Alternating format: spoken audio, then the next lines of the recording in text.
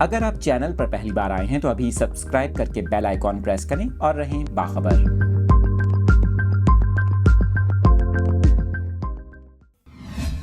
آپ کے ساتھ اس خبر سے متعلق تفصیلات شیئر کر رہے ہیں۔ امریکہ میں ہونے والے مکمل سورج گرہن کے بعد اب یہ خبر سامنے آئی ہے کہ یہی سورج گرہن سعودی عرب میں بھی دیکھا جائے گا۔ غیر ملکی میڈیا رپورٹس کے مطابق سورج گرہن سعودی عرب کے شہر مکہ، تبوک سمیت کئی شہروں میں دکھائی دے گا، جہاں دن کی روشنی رات کے اندھیرے میں تبدیل ہو جائے گی۔